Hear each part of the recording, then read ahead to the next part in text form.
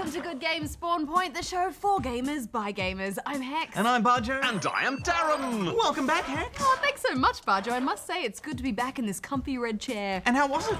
E3 was amazing. I have so much to show you guys. Oh, and I managed to jet over and question a few game developers too. Oh, I bet you did, Darren. But we also have a review in this episode. It's called Marvel Contest of Champions.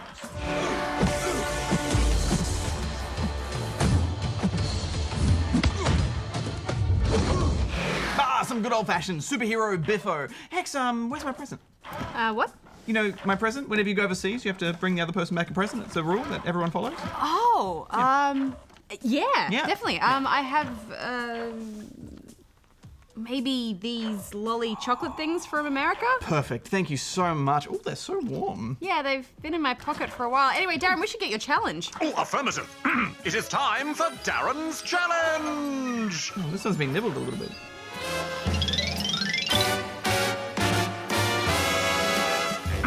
Today, I'm asking you this.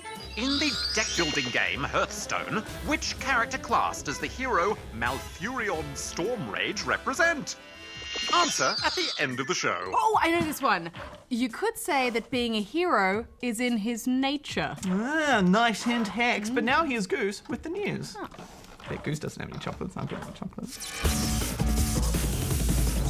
Thanks guys, Goose here with all the news from around the gaming world. And this week it's a battle of man and machine as both tackle Super Mario World in their own special way. A speedrunner known as Pangaea Panga managed to beat Super Mario World in an impressive 23 minutes and 14 seconds. Even more impressive than that, he was blindfolded while doing it. Panga only took about a week to learn how to play through the game blindfolded. Meanwhile, a program known as Ma.io has learnt to play Super Mario World games all by itself. Ma.io is essentially made up of various virtual genomes or species of neural networks, which learn through trial and error. The best species are then bred into a new generation and continue to learn and improve. And in just 24 hours, Ma.io went from not knowing to press right to beating the level.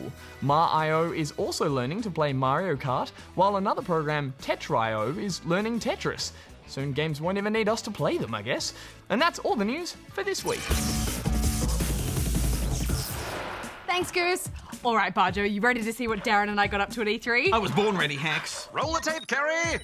Hi guys, I'm here in Los Angeles, America at the Electronic Entertainment Expo where they announce all the biggest new games for the next year.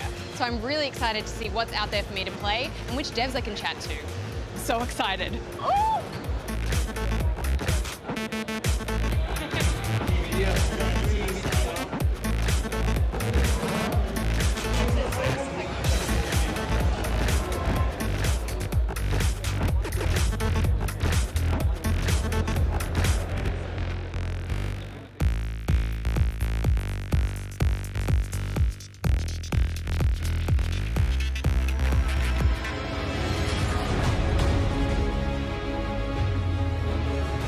I think I talked to you 2 E3s ago with Lego Marvel Superheroes, the first one. Right. So this is effectively the spiritual successor, but it's not a direct sequel. Whereas the first game was more like Marvel broadly, this is much more Avengers focused, and it's like celebrating everything Avengers from comics and movies. Oh, great. The core nuts and bolts are the same. The thing with Avengers is it's more focused on we're encouraging people to actually team up Avengers together for combat special moves, puzzle solutions where you have to have two Avengers work together to do something. And this time round as well, the voices are all from the movies, so it's kind of a bit more authentic.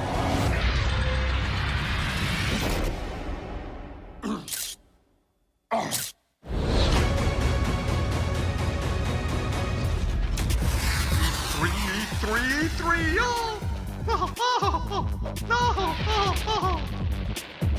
Such excitement! Oh, history is being made all around us. My senses indicate that Hex is nearby.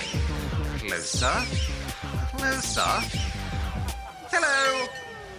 I finally found you, Hex. Hey Darren, listen, do you mind just going and doing some dev interviews while I play some games? Oh, not at all. I'd love to. Thanks. Have fun. Hello, Douglas. It's nice to meet you. Hi, Darren. First of all, I have to perform a noob scan.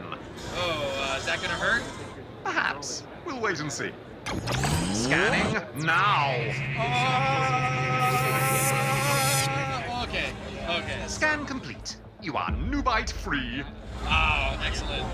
We've seen so many new characters added to the LEGO franchise. Are there any limits for them? There are no limits in LEGO Dimensions. You can play as Batman if you want to. You can play as Scooby-Doo or Marty McFly or Zane from Ninjago. You can play as the Wicked Witch. There's no limits. It's really up to you to decide who you want to play with, when you want to play with them, and where you want to play them. Are there any robots in it? Oh, there's definitely some robots in this game. I don't know, have you ever heard of Cybermen? Please, Doug. Well, they're technically cyborgs, but that's a good start. We've also got a special appearance by one very important AI by the name of GLaDOS from the Portal series. I don't know if you two have ever met. Is that possible? Your rule breaking just now made me realize how much I miss my last test subject. Is there any other feature that you're particularly excited for gamers to experience? What I'm really excited about is the toy pad, because this is completely new. It's a whole new way to interact with your toys and with the game. And through the toy pad, you get to actually move your characters around throughout the game to solve different puzzles and mix different colors together. It's really fun. So now, depending on where you walk, this will change from green, which means you're going in the right direction, to red, which means you aren't. You found it. So this is what you've located. It'll open up a rift to another place, and someone's going to come and help you. Who's going to come and help me? Well, that's the surprise. Homer Simpson.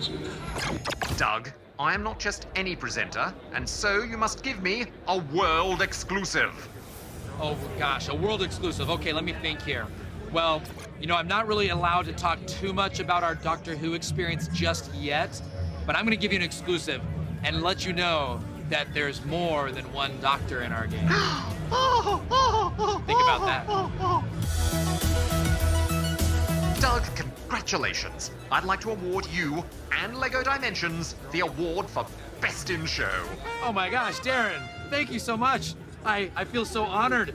I'd like to thank my family. I'd like to thank my dog. I'd like to thank my cousin. Thank you so much. Oh, you're welcome. Yeah, it's me. You might be saying, I love these new blue portly things.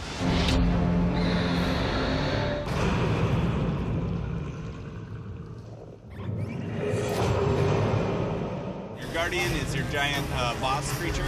That's the main objective of the game, is to protect your Guardian and kill their Guardian. So right now, it looks like you're okay, but you can see that there are no enemies in the area. So you're actually fine now. But if there were enemies coming in to attack, this is where you'd want to be to defend this. Yeah, sure. The character you're playing, HK206, his playstyle kind of revolves around his Fortify ability, which is the turret mode. So you're basically constantly looking for good places to set up shop and become a turret.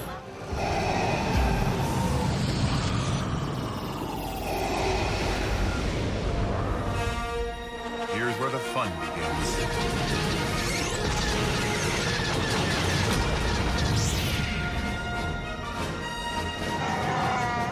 Thank you very much for joining us on the show. Before we can go any further, I have to do a noob scan. Scanning. Whoa. All right. You are free of noobery. All right. That's good to know.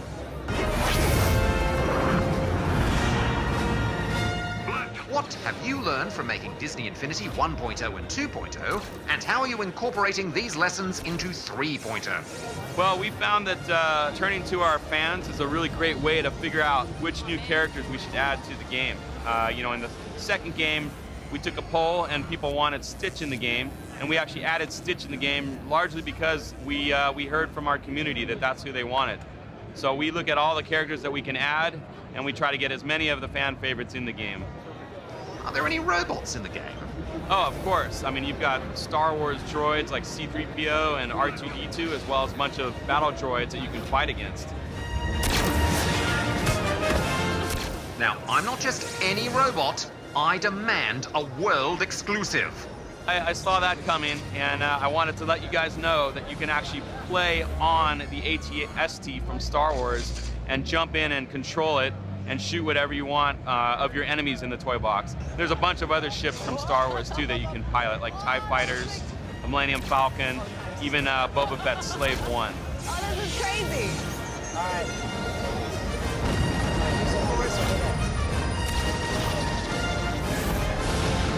Yay!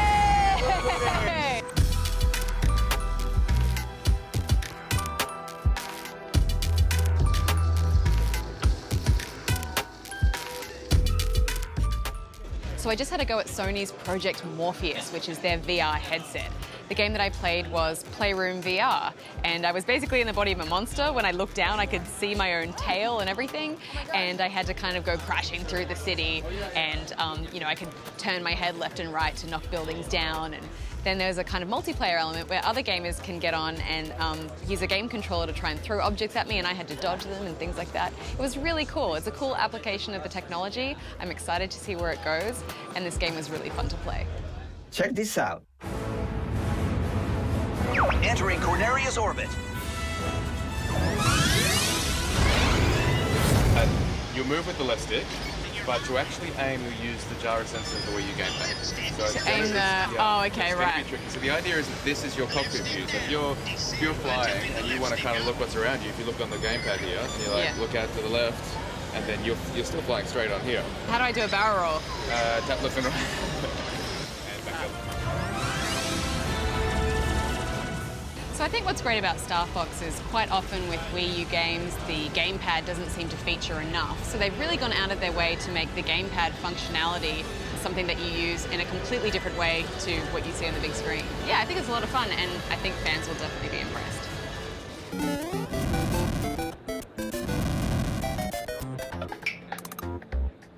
All right, so I've completed my level.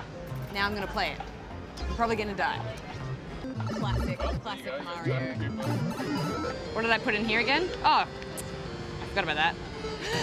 Oh no. Oh my gosh. Flying fish, go away. No!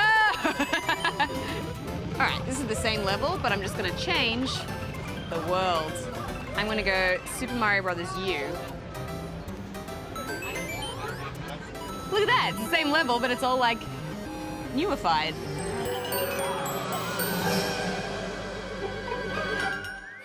This is Yokai Watch. It's about a boy called Nate who has a special watch that allows him to see yokai within the world, which are kind of little spirits that can inhabit people and make them feel not so great. So you have to go around the world and use your watch to find the yokai, and then you can defeat them, and then you can use them to battle other yokai. So it's a really cool game mechanic.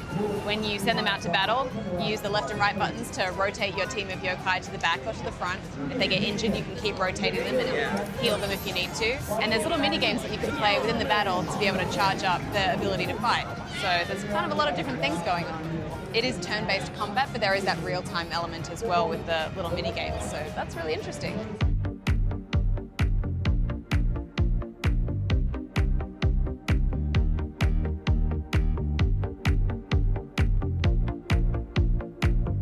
Well, that is it for E3 2015, guys. It is all over, and I am exhausted. Now I'm just gonna find Darren because I'm pretty sure he has my passport. Oh man, this could be a problem. Darren? Darren? All right, it's good to be back at the desk, Bajo. Let's start things off with this one from Gaming God, who is in the land of gaming, which is outside Australia. Hi, good game. I'm the Gaming God, and I would to know some things. 1. When is the NX meant to be coming out, and is it worth getting? 2. Do you think Nintendo E3 was good or bad? 3. Bajo, do these. What?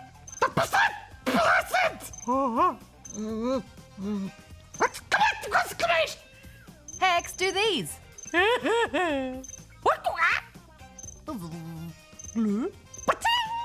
Thanks, guys. Well, Gaming God, we don't know for sure when the NX is meant to come out, but Nintendo has said we'll hear about it at next year's E3. So maybe Darren has an inside scoop. Oh, quite possibly, although I highly doubt it. Hello. Hey, Darren, it's Bajo and Hex from Ask Spawn Point Desk. Hi. Oh, hello. Hi. How can I assist you today? Oh, well, we have a spawning here who's wondering when the Nintendo NX will come out. I mean, did you get any juicy news while you were roaming around the floor at E3? Yeah, what's the goss? negative, but I can make an educated prediction. If history is any indication, there's usually about a year or so between when a console is unveiled and when it comes out. So the Wii U was announced at E3 in 2011 and released at the end of 2012. So my guess is that if the NX is announced at next year's E3, we should see it no later than the end of 2017. The Spawny was also wondering if it will be worth getting at all. Well, Bajo, even I cannot predict that. We'll have to wait and see what Nintendo has up their sleeves before we could even begin to consider its worth. Fair enough. Well, thanks for that, Darren, and we'll see you in a little bit. Okay, goodbye. All right. Well, as for if Nintendo's E3 was good or bad, well, I had fun with the games that I played. Yoshi's Woolly World was adorable, and the new Star Fox was pretty cool too. Also, Super Mario Maker is great. It's just exciting to see them basically letting everyone build their own Mario games. I can't wait to see what people come up with. Oh, I don't know, Hex. I'm going to engage Grumpy mode. From my perspective, I thought it was a pretty weak E3 from them. Star Fox didn't look that impressive. It just looked like old Star Fox. Yoshi is basically out now, so that's not anything I can stay excited about for more than a couple of weeks. And while I do think the Super Mario Maker is a great idea, it's kind of like they expect us to make the game. Just give us a great Mario game, Nintendo. Don't expect me to do the work for you. I think that seems kind of harsh, Bajo. I mean, it's going to be great. People will be able to build all sorts of cool levels that you can play, and it's awesome for anyone who wants to try their hand at level design. I guess. I just would have liked to have seen more of the new Zelda for Wii U, or just something really, really impressive. Nothing really got me hyped. I feel like they're holding everything back now for their next console, the NX. Well, that's fair enough. But let's move on to this one now from the Falcon King, who is in the castle of ABC. Hex, I can't ungrump. Help me. No. Oh, it's really stuck there. No. Tap my head. Hello, GGSP. I have 3 questions for you to answer. 1. I don't really like the change of segments because you do not give the games a score. I wanted to see what you gave out of 5 for Robocraft to see if it was fit for me. I waited a week, but there was no score. 2. You said you were reviewing City Skylines. Was it a free game of the week or a replay? What would you rate it out of 5? 3. On a scale of 1 to 5, how good do you think Sonic Boom is? I know people say it is bad, but I do not have the game. P.S. I like your change of stars. P.P.S. Goose, say these. Oh, Goose isn't here, Hex. How about I'll pretend I'm Goose and do them for him. Okay. Yeah. Oh, 87. Oh, star hash, glasses, coffee, scarf, skateboard. Nice Goose impression. Thanks. I know he likes coffee and skateboards Yeah, and the hair. Well, Your Falcony Highness, we have decided not to give scores to our free games of the week since we're trying to focus just on good free games we can find. Yeah, if we choose a game as the free game of the week, then you can consider it a good recommendation from us. Plus, it's free, so there's no harm in trying it out for yourself to see if you like it. The best way to find out if you like something is to try it. Absolutely. And it's kind of the same reason with replays. Yeah. In that segment, we only talk about great old games that are still worth playing. So you should consider them an automatic recommendation. Also, it's a bit tricky to give out scores to older games. I mean, often by today's standards, they might not score as well as they would have when they just come out. So it feels a little unfair to score them. Unless, of course, they're actually being re-released or remastered. Yes. But we did actually score Cities Skylines. We just said the score right at the start of the review, so maybe you might have missed it. But it was on the scoreboard at the end of the show as well. As for Sonic Boom, well, we didn't ever get the chance to actually play that game, so it wouldn't be fair for us to give it a score. I'd give it a 2. It didn't look that good. Okay, but you can't score it if you haven't played the game, Bajo. 2.5? Well, I think you're missing the point. Well, editorially that's not right, but I think you're missing the point, Hex, because the Falcon King simply asked how good I thought it was. And I think it's a 2, maybe 2.5. I just don't know it's a 2. I just think it's a 2. Those are my thoughts. That still seems pretty dodgy to me. Anyway, that's all the time we have for this week. But if you'd like to ask us something, then of course you can go here and send it in. Hex, shall we go back to studio? Shall we fly like the mighty falcon bird? Yes, let's fly. Away!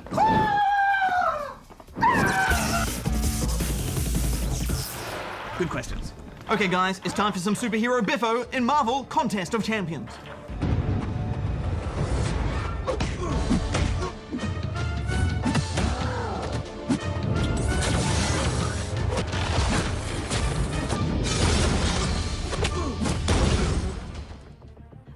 Contest of Champions is a free-to-play mobile fighting game set in the Marvel Universe with a few RPG elements thrown in. Yes, and this means you'll be playing with characters from across all of the Marvel Universe.